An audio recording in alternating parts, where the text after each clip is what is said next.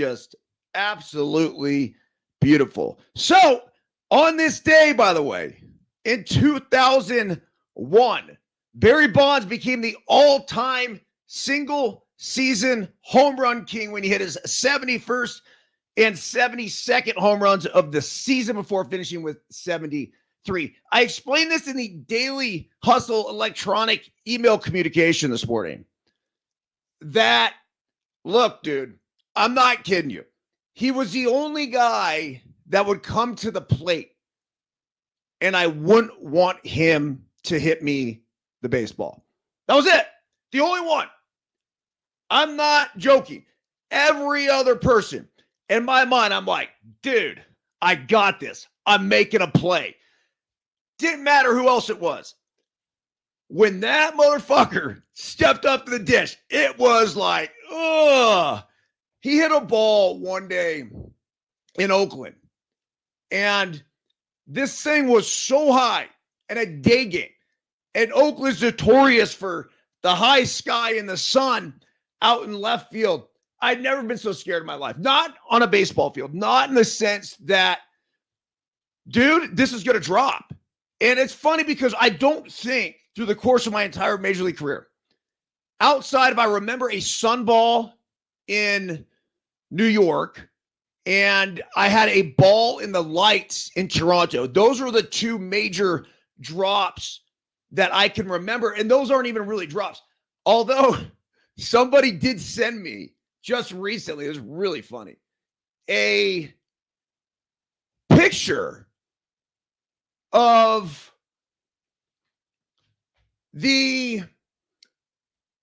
I guess I was in the Dominican, and I had this ball that had just flown like way over my head, and I'm leaping back, and I guess completely pushing a fly ball. I do remember screwing up a couple when I was there, but who knows? So look, when you're dealing with the Dominican, you were dealing with lights that weren't nearly as good. You were dealing with all sorts of other, I don't know, to say outside distractions, whether it was the Zuzulelis or whatever. But when the ball would go up there, I mean, sometimes you just lost it.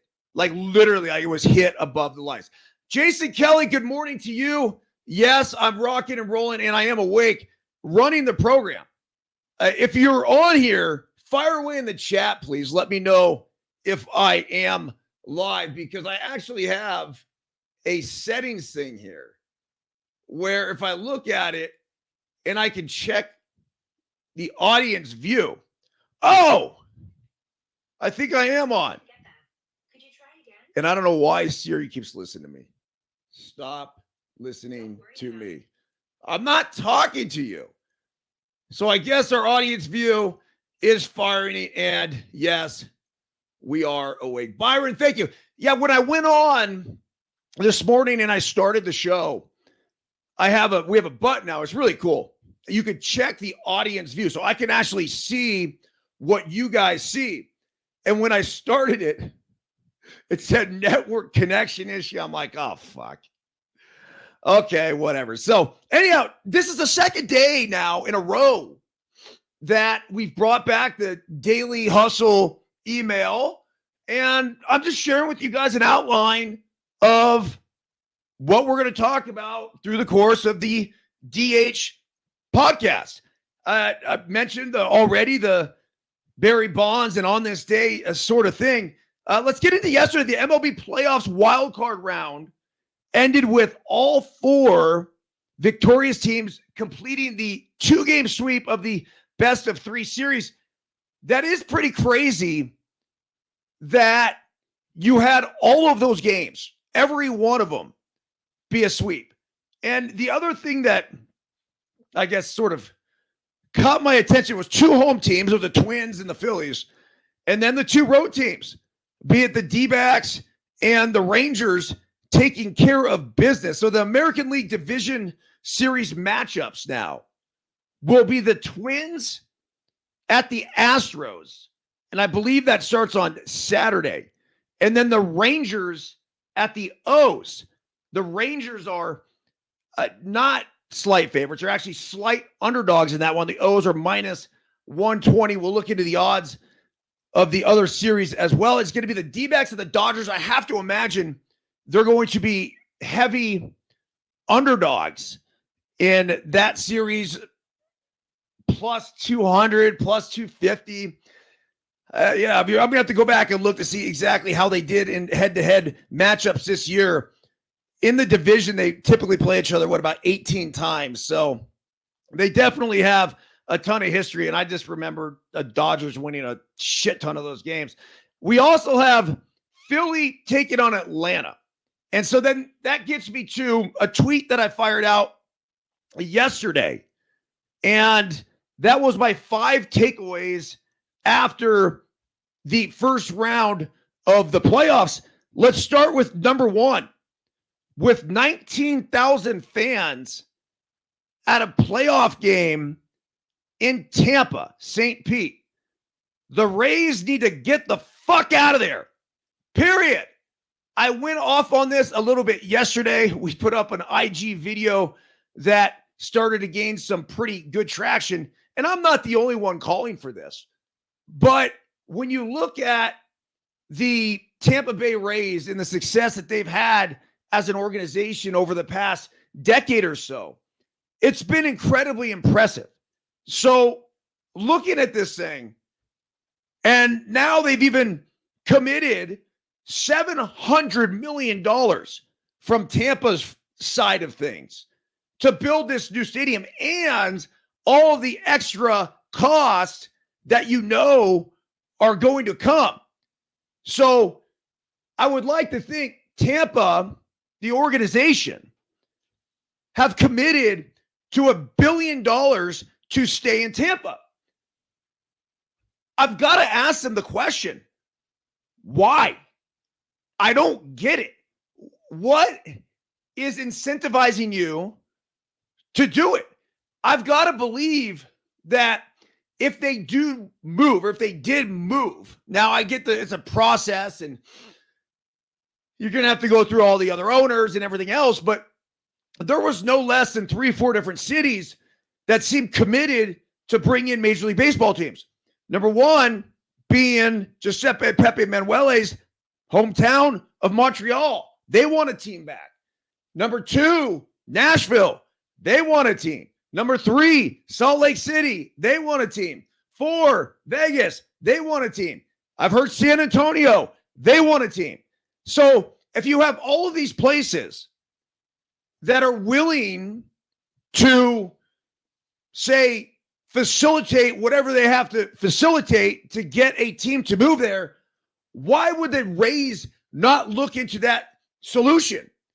19,000 people at a fucking playoff game is not okay. The official attendance yesterday was like 20,100. It's like, oh, shit. Dude, look at it. The entire upper deck was completely empty. And by the way, yes, good morning, Buckwheat. Good to see you on here, man. Not hump day today. But we are rocking and rolling regardless. All right, number 2 here for the 5 major takeaways after the first round. The D-backs are electric. I went on with Jim Rome yesterday, and he asked me, he said, okay, after the first games, what was the number 1 thing that stood out to you? I'm like, Arizona Diamondbacks. This team's fucking good. Corbin Carroll is a superstar. Ketel Marte, legit. Torey Lovello, if you didn't get fired up watching his post-game celebratory toast, there's something wrong with you. So when you think, look, are they going to have a chance against the Dodgers? I don't know. A chance? Of course they have a chance. It's going to take them lining up their rotation and being able to do that the right way. Now, I got to imagine with the series not starting until Saturday or Sunday, that shouldn't be a problem at all. You're going to have all the time in the world I say all the time in the world, but basically it was, was it Zach Gallen yesterday or Merrill Kelly? I'm pretty sure it was Zach Gallen yesterday. So you'll start with Merrill Kelly and then probably just run it right back to Zach Gallen if he pitched on a Wednesday then he would have Thursday off, Friday off, Saturday off, and Sunday off. Okay. So we'll see. But regardless, the Diamondbacks look really, really good. And to go into Milwaukee and take care of a decent Brewers team was impressive. Number 3, the Philadelphia Phillies. Oh, fuck. I mean, seriously? That team looked legit. The bullpen, legit. They had dudes coming out of there that I didn't even know they had on the roster throwing 100 miles per hour.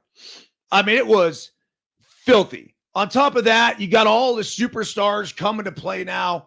The Bryson Stott Grand Slam. There's a video going around the interwebs of a silent no call, and it just has the crowd noise. Yeah, that's something special. It almost gives you the chills when you watch it. And the broadcast, for whatever reason, and I didn't listen to it, so I don't know, but Carl Ravitch, who I think is fantastic, apparently he had some missteps and said a few different things that I don't know if they weren't right or whatever. So I guess it would enhance the no call even more.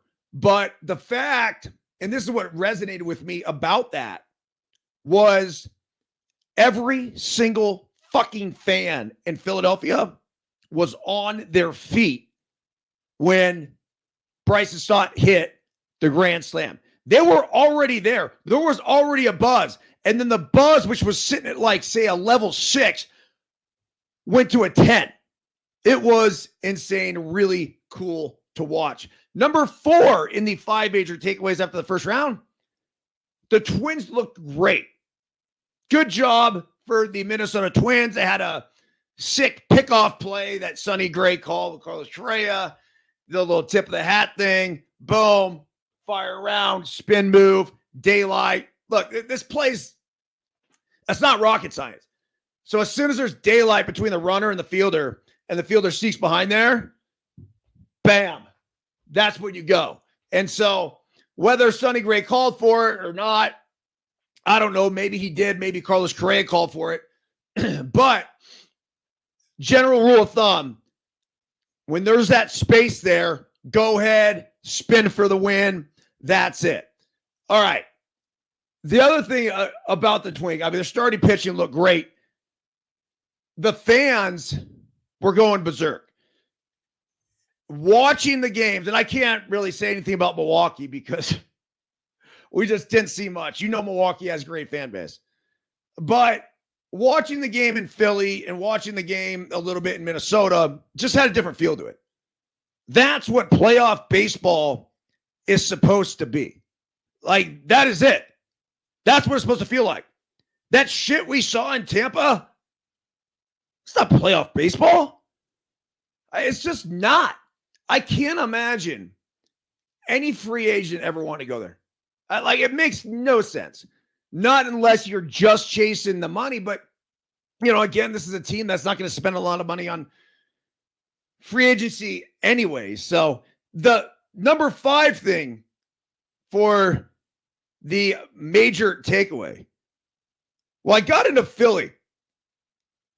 And then I think I just kind of skipped it. But look, they have a chance against Atlanta. If you would ask me before this series, I didn't give a shout. He said, like, no chance. They have a legitimate shot to take down the Braves. I think the Phillies playing helps them. It does. That's the thing about the wild card round. So, for example, you had, what was it? The Rangers got passed up by the Astros for the American League West Division Championship. So long as the Rangers were able to get out of Tampa alive, I think the advantage goes to the Rangers. When you're playing in those wild card games and, say the alternative is basically taking batting practice at an empty stadium, that's not preparing you. They have the term battle tested for a reason.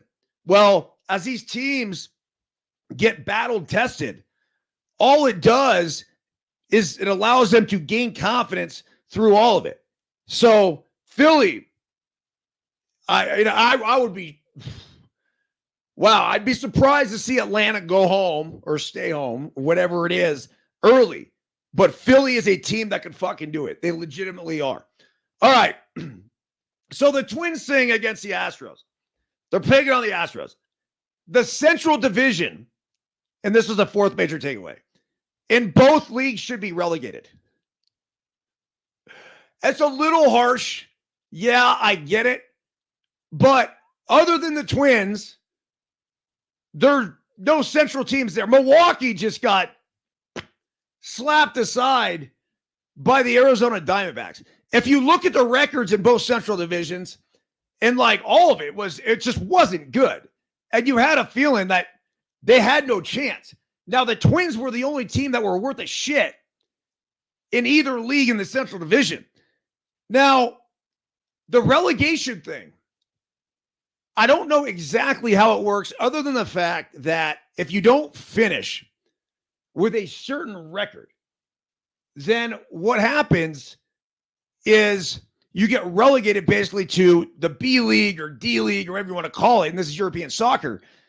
Well, in Major League Baseball's case, you would get relegated to AAA. So the A's then would all of a sudden have to go back to AAA. You know what? And that's fucking capitalism, baby. You got to put up or shut up.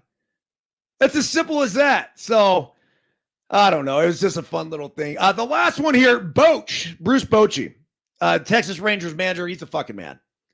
He is. The Rangers and what they did, and Evan Carter. I mean, look.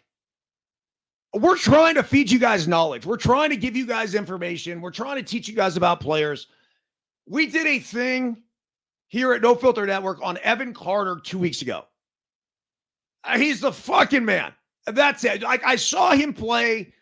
The dude's a beast in the outfield. He's a gorgeous left-hand swing, 21 years old, had over 1,000 OPS. He's hitting ninth for the Rangers. With that lineup and that lineup alone, this was the best offensive team in the American League. And to see Bruce Bochy out there and high-fiving, and it's just so pure, man. I posted a video last night about Boch and the Rangers, and the main response was like Bruce Bochy with a greater symbol over analytics. And it's true. It's true. Manages people. And that's what you are. When you manage a baseball team, your number one fucking job is to manage people. All right. The Daily Hustle quote of the day. A true teacher defends his students against his own personal influences. Amos Bronson Alcott. Thank you, Amos. And so, of course, who's Amos? Well, Amos Bronson Alcott was born in 1799. He was an American teacher, writer, and philosopher. Alcott was friends with Ralph Waldo Emerson and became a huge player in the Transcendentalism movement. As a teacher of the Temple School in Boston, Alcott explored new ways of interacting with young students, including focusing on a conversational style of education, and did away with traditional punishments. His goal was to perfect the human spirit. It's a tough task there, kid. And he rigorously championed a plant-based diet. So if you read a little bit more about it, it's, I won't say to no avail, but he tried a few different, I don't know if they're like plant-based colonies or whatever they were, but he was ahead of his time, let's just say. Alcott was also an abolitionist and fought hard for women's rights. So Amos was a dude that basically, as an educator, we have to think to ourselves, what's the absolute best way to put our students in a position to succeed? This is where and how and why we're even fucking talking about Amos right now. So when we learn something, when we get preached to, talked to, whatever, right? You guys can come on Daily Hustle every single morning. Whenever I'm able to get the interaction with Jason Kelly and Buckwheat and Byron or whoever else, John Emmanuel Ramos, Henderson, Makati City International, once again, folks, whenever we're able to have that, it's better. We're having conversation. It's not just me spitting here into a microphone. We're able to go back and forth. A lot of the reason why, for example, I will come on here and I have this layout of the Daily Hustle and what I'm going to go over through the course of it. But the absolute best way to absorb something is to have a conversation. And that's what Amos did. Ralph Waldo Emerson, I think the greatest philosopher of definitely what would that be, the 19th century, and more of a modern day philosopher as opposed to going back to the Stoics and everything else. So thank you, Mr. Alcott, for regaling us with that beautiful quote this morning. Again, it was a true teacher defends his students against his own personal influences.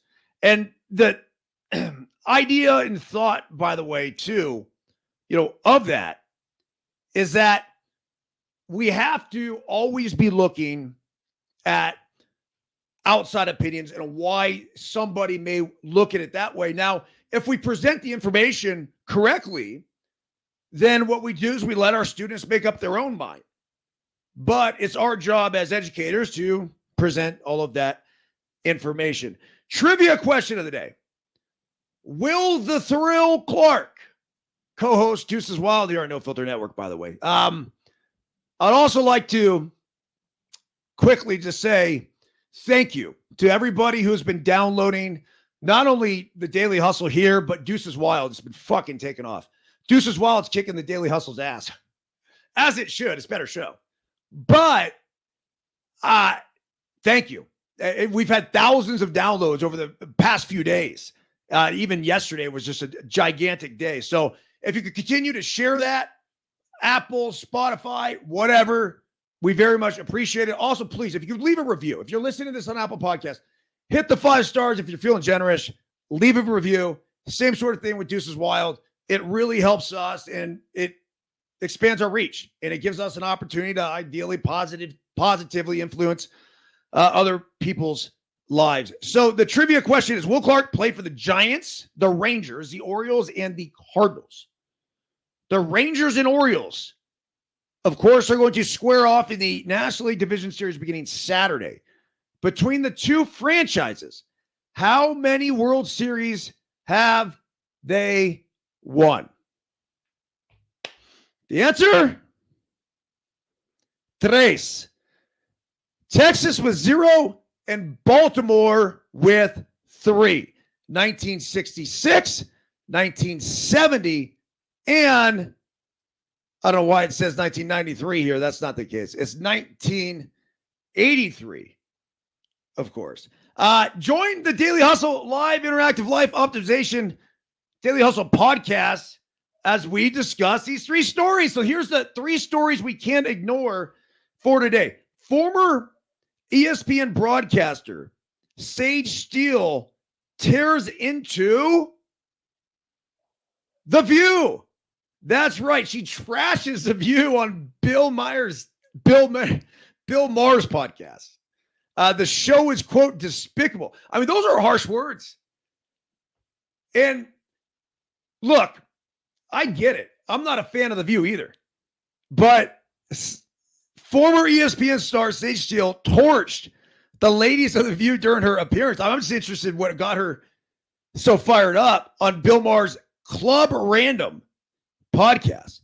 During the lengthy discussion that went beyond Steele's wheelhouse of sports to tackle things like politics and culture war issues, Maher floated the idea that she should be the contrarian voice on the liberal ABC daytime talk show. Quote, "You should be on The View," Maher said on Sunday's podcast. Her response? "Hell no. I've been on The View, and it didn't go well. Because you know what? At The View, they don't want your view. They only want theirs and their bullshit. Woo! This is good stuff right here. Exactly, Mar agreed. And the problem is they've never had anybody who's smart enough to actually say it the way you're saying it. Quote, I disagree with that, Steele pushback, citing Elizabeth Hasselbeck as someone who was able to articulate the conservative point of view at the table. Quote, when you're 4-on-1, and I've experienced it, I felt it, she continued, and they were nice to me, relatively speaking. Whoopi was very nice to me. Jenny McCarthy. This was Whoopi, Jenny McCarthy, Sherry Shepard, and Barbara Walters. And they were great to me. Barbara, whatever. The other three were great. And what I know for a fact, I did it 4 times. And then they had me audition when they were making changes again. They 100% are full of it. They don't want to hear your view. If you think differently than they do, and they are fine telling lies on that stage and that set. And because they know that if someone calls them out on it, they're just going to talk over them and have the audience clap and go to break. So the show to me is despicable. And it makes me sad because the potential for 20 some years, I respect that. The length they've done it, but the potential is incredible and they ruined it. Mar then went on to say, but I think you can handle it, to Sage Steele. Steele then gently reminded him that she had worked, quote, under the umbrella of Disney, which owns ESPN and ABC, both exiting the company following a lengthy legal battle. Quote, they easily could have called me, especially the last several years when these conversations have to take place. They won't call me. Why? Because they know I'm not afraid. They don't want that. So, no, thank you. Steele, the former host of SportsCenter, announced she had successfully settled her lawsuit against ESPN, accusing the network of violating her free speech rights when she spoke out against the company's vaccine mandate and about former President Obama's racial identity. Having successfully settled my case with ESPN and Disney, I've decided to leave so I can exercise my First Amendment rights more freely. Steele posted on social media. I'm grateful for so many wonderful experiences over the past 16 years, and I'm excited for the next chapter of my life. Steele's lawsuit accused ESPN of selective enforcement of its policy that bars news employees from commenting on politics and social issues. The suit alleged ESPN violated Connecticut law and Steele's rights to free speech based upon a faulty understanding of her comments and a non-existent, unenforced workplace policy that serves as nothing more than pretext, and claimed the network relied on inaccurate third-party accounts of Steele's comments and did not immediately review the actual comments or context in which they were made. I would say this, Sage Steele is fucking awesome. I have always loved her. I had an opportunity to meet her, hang a little bit, but she just is a person that speaks her mind, and she's not going to be overly influenced by one side or the other. She seems to be an independent thinker, a transcendentalist, as we brought up earlier in the show. The Amos Alcott, Ralph Waldo Emerson mold is pretty much what she is from. All right, we have the next big story we can't ignore here. The Utah football players. That's right. Utah football players given truck leases in the new NIL deal. This is crazy.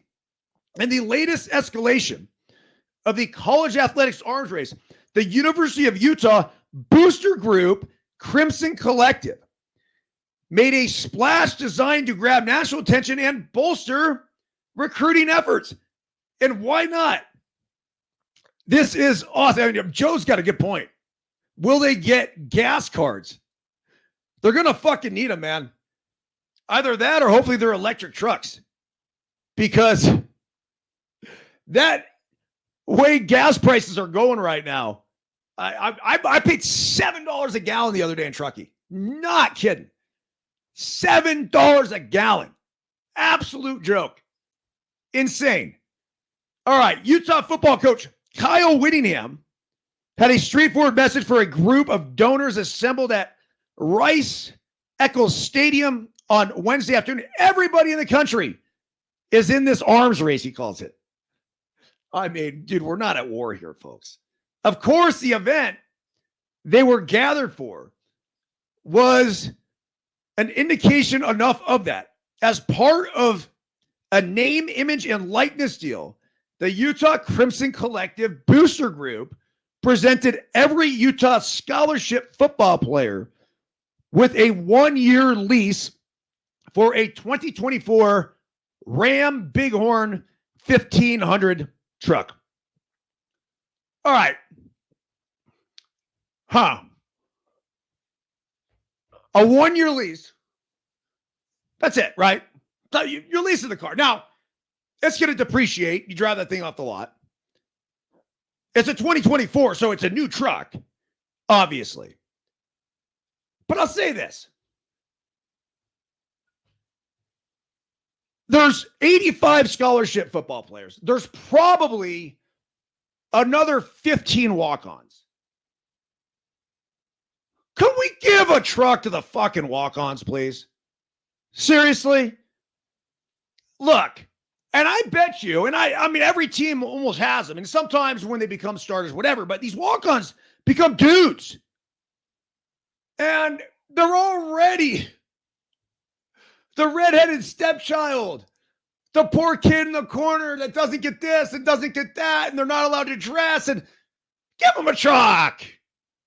Does 15 more of these really make that big of a difference on a 1-year lease? I don't know. Anyway, it says in order to qualify for the truck, there are qualification standards here. The 85 players must be willing to promote the Crimson Collective to help other student athletes benefit from their own name, image, and likeness. They must have a good driving record. So I don't know if I would have been able to receive the truck. I did have a reckless driving ticket that took me to juvie. Well, I never went to juvie. I went to juvenile court, though, to try to defend myself. It didn't go well. I was 30 miles per hour over the speed limit. So at the time, it was on the 280, and I was going 85 miles per hour. And I was double banged with 30 miles per hour over the speed limit in an unsafe lane change, where I was in the slow lane. I went all the way back to the fast lane and then cut across into the slow lane and got off at Sand Hill Road, at which case I was pulled over by the highway patrolman and basically stuffed and cuffed and gave me this big scare. Now, the great part about all of it is I was wearing my St. Francis Lancers baseball uniform. And the reason why I was speeding home is because I couldn't wait to get home and tell my parents I just made the varsity team. I was a sophomore. I'd got called up to the varsity to play with them for the Knights of Columbus Easter Classic. And I hit the first ball I saw at the top of the right field wall, ended up with at least 2 or 3 hits. I got on every single time I was up. And then afterwards, head coach Chris Bradford said, "Hey, did you enjoy yourself today?" I said, "Yes, sir." He goes, "Well, you're going to stick with us for the rest of the year, even after this tournament." Super, super cool moment. So anyhow, I was excited. I wanted to go home. I wanted to tell mom and dad about the fact that I'm going to be with the varsity, and it almost landed me in the tank. So as part of the launch, the Crimson Collective also announced a partnership for the Win 360, FTW 360, a premier video platform made expressively for NIL NC2A collectives. The For the Win 360 Utah app platform promises fans, students, alums, donors, and sponsors a transformative way to engage with their beloved collegiate teams. Okay, I mean, this is where we got to go, Giuseppe. Fuck that. For the Win 360, man. We got No Filter Network. We got to get schools on board. This is the platform. that we got to all of a sudden, we throw all these Q&As, whatever we want to do. This is it. Bag the 360, folks. Come here, no filter. We'll get on that. The dignitaries who spoke at the event, Whitting M. Stevenson, Crimson Collective Board Chair Matt Garf, University of Utah President Taylor Randall, and Athletic Director Mark Harlan, all drew upon one common theme. This is the direction of college athletics now, and boosters who want to see their program succeed need to get on board. I could not agree more. Quote, I know we can all do more. So my challenge for everyone here and then outside of this room is we all need to lean into the NIL. Well, the smart, those who leaned into it early are the ones who are having success right now. All right, the third story we cannot ignore here.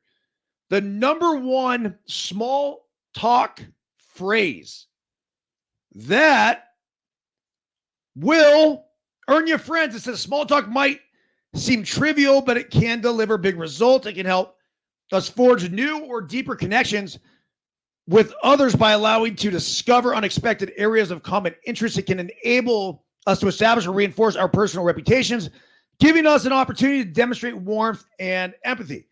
I'm a Stanford lecturer, podcast host, and communication expert. Let's see who this article is from, by the way. Matt Abrams is his name. And I was also inspired by my mother-in-law's manners and impressive interpersonal skills. Her favorite phrase was, you guys ready for this? ... Tell me more. That's it. Tell me more. Not tell me why. That was me singing and Dennis Rodman next to me in the pisser and said, man, this motherfucker just said, tell me why. Yeah, epic night in Vegas. More on that later. But tell me more. It just says we're interested. That's it. It's not hard. That's it. It says the power of tell me more. Most members of my immediate family weren't so great at taking turns and actively listening during conversations. We all spoke at once without listening to each other. That's my family dinner table. Whoever spoke loudest and longest was heard. The others weren't. So imagine how striking it was to see my mother-in-law willingly cede the floor, giving permission to the other person to speak by saying, tell me more. All right, this last time I'll do that. It seemed like such a generous, empathetic act. I sensed immediately how much connection she forged with those three simple words. And I saw how much she learned from people with whom she conversed. The best communicators give quote unquote support responses. Tell me more is a support response. It supports what the other person is saying. The opposite is a shift response, which is a statement that shifts the conversation back to you. Be careful of that. But when you're listening to somebody, it's always like, oh yeah, well, I did this or I did that. And then your immediate thing is that you want to come back and like, oh yeah, me too. Or I did. That'll come out in due time. But this tell me more means you're interested. And it means you're listening. It means you're not a fucking narcissist always trying to bring it back to you. So, all right. The sports landscape for today. I mean, it's Thursday, so we got to have the NFL on. Let's check out my CBS Sports app, and we can start checking lines. I don't know why all of a sudden this thing disappeared on me. Here we go. Okay.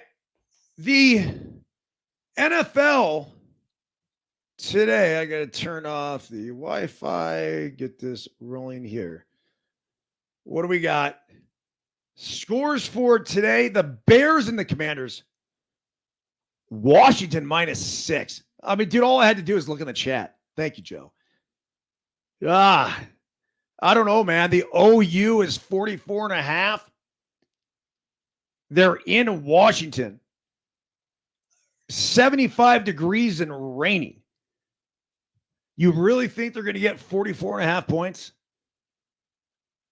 The question becomes, how dog shit are the defenses? And look at this. The NBA is back in action. What's going on? You got the Mavericks and the T-Wolves. It says NBA T. I don't know what that is. NCAA football tonight, by the way. Sam Houston takes on Liberty, and then Western Kentucky taking on Louisiana Tech. It's Louisiana Tech +6. Friday, we'll have Cornell at Harvard, Kansas State at Oklahoma State, Nebraska at Illinois. So yesterday at the dinner table, we actually had a fun little thing that we did where I would take two colleges and I'd throw them out to the kids and say, pick one. So one of them was like Harvard and Princeton, Stanford and Notre Dame. And you'd be surprised because it wasn't always exactly what you would have thought. It was UNR and UC Davis.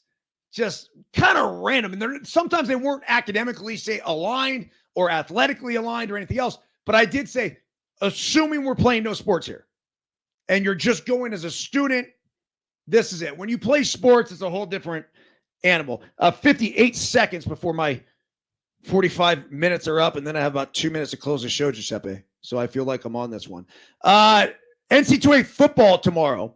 Like I said, Harvard is at home against Cornell. There's no line on that, apparently. Oklahoma State at home against K-State. That'll be a banger. Oklahoma State's +12. I don't know, man. I like them at home. 72 degrees, sunny. OU 53 in that one.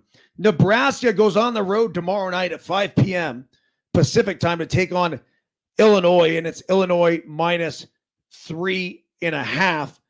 And by the way, if you did not check out Jeremy Roenick and Tim Peel's new podcast on No Filter Network yesterday, go back and take a look because it was fucking fantastic. I'm not even a hockey fan, and I really enjoyed it. Saturday is when we have all of the division series starting. It's going to be the Phillies at the Braves, the Rangers at the Orioles. I love the bark. The Rangers at the Orioles, the Twins at the Astros, and the Diamondbacks at the Dodgers, who will be playing in prime time there at 6:20 p.m. Pacific time. NCAA football matchups for this week is Boston College and Army. See, it's Maryland at Ohio State, William Mary at Virginia. I'm trying to look at some of the big ones. LSU is at Missouri. That should be a good one. Then you got Oklahoma at Texas. What's they call it? The Red River rivalry? Oklahoma and Texas. One thing I've learned about spending some time in Texas, they don't like Oklahoma. And hearing my folks and friends from Oklahoma, they don't like Texas. I didn't realize it was that big of a thing, but both of those teams 5-0. Texas is at home, laying 6 in that contest. Rutgers at Wisconsin. Rutgers is 4-1. Really? Wow. It's going to be Wisconsin -13 in that one. And then, well, Yale at Dartmouth. It's kind of a fun one. Washington State, number 13 in the country, travels to UCLA. UCLA is -3.5. Look out for those ones, right? Those are the trap games. You got Washington State, who I believe they just took down Oregon State at home. But there's a lot of parity in the pack. And when you see a home team -3.5 against a 13th ranked team in the country, that usually tells you that bettors in books know a lot more than we do. I like the Bruins in that one. Alabama travels to Texas A&M. And check this shit out. Alabama's ranked number 11. Texas A&M is unranked. And Texas A&M is +1 in that matchup. Jeez, you got to like the Aggies. All right, that's the show. Got to bounce. Make sure we stay on time to appease the Believe Podcast Network, Caffeine TV, FUBU, everybody else. Please leave a review if you're listening on Apple and whatever else. And you know what? Fuck, we got to leave you with a quick James Allen before we go so we all go ahead and kick off our day in the right way. The thought factor in achievement. All that a man achieves and all that he fails to achieve is the direct result of his own thoughts. Think good thoughts, folks. Back at you tomorrow on the Daily Hustle. See ya!